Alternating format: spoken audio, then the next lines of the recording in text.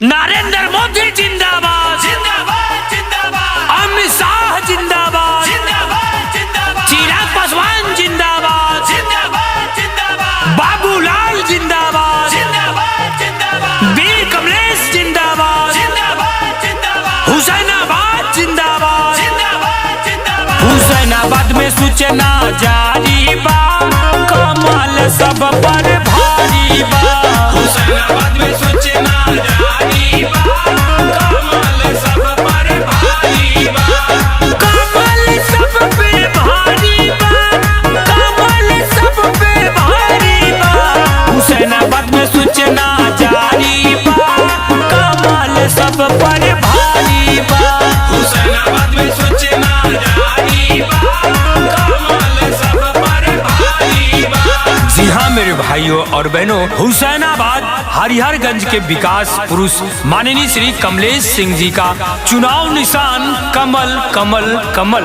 जी हाँ, कमल के सामने वाली बटन दबाकर भारी मतों से विजयी बनावे, कामयाब बनावे। ईवीएम मशीन पर 1 नंबर वाली बटन दबाएं। हुसैनाबाद में मामला पलट गइल बाटे,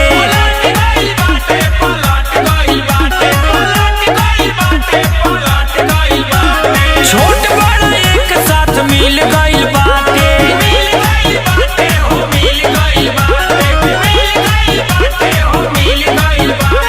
जनता का पूरा तैयारी बा, कमल सब पर भारी बा। हुसैनाबाद में सूचना जारी बा, कमल सब पर भारी बा। जी हाँ, अपने क्षेत्र के विकास के लिए कमल के सामने बटन दबाएं। भारतीय जनता पार्टी की नीतियों से क्षेत्र में समृद्धि और विकास की नई गाथाएं लिखी जाएगी, बस आपके एक वोट की ताकत से। सबही के कमलेश सिंह जी पसंद है, सिंह जी पसंद है, कमलेश जी पसंद है, सिंह जी पसंद है, कमलेश जी पसंद है।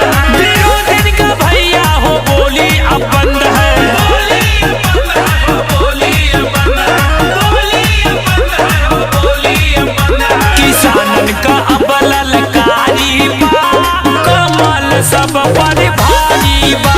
हुसैनाबाद में सूचना जारी बा, कमल सब पर भारी बा।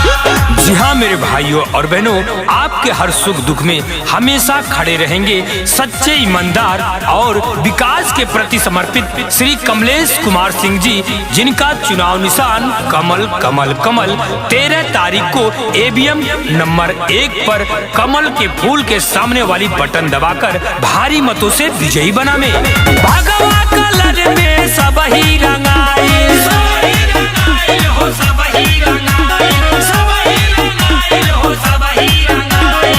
कहेले भाई बहिन बुढ़िया माई, बहिन बुढ़िया माई, बहिन बुढ़िया माई, बहिन बुढ़िया माई। सब ठनले इहे जिम्मेदारी बा, कमलेश सिंह के बारी बा।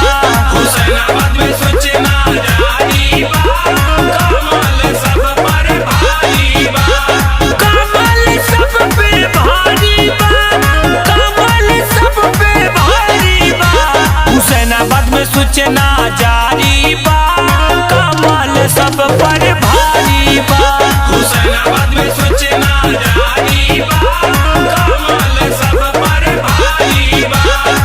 जी हाँ, आओ मिलकर एक नया सूरज उगाएं, अपने क्षेत्र को विकास की ऊंचाइयों पर ले जाएं। जी हाँ मेरे भाइयों और बहनों, आप सभी भाइयों का चुनाव निशान कमल कमल कमल।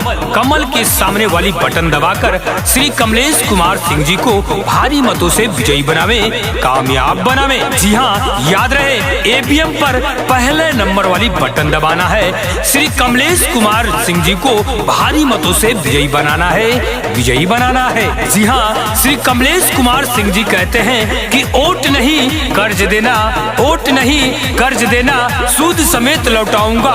हुसैनाबाद हरिहरगंज के विकास के लिए अपना खून पसीना बहाऊंगा, अपना खून पसीना बहाऊंगा। जी हाँ मेरे भाइयों और बहनों, कमल कमल कमल, कमल के सामने वाली बटन दबाकर श्री कमलेश कुमार सिंह जी को भारी से भारी मतों से विजयी बनावे, कामयाब बनावे।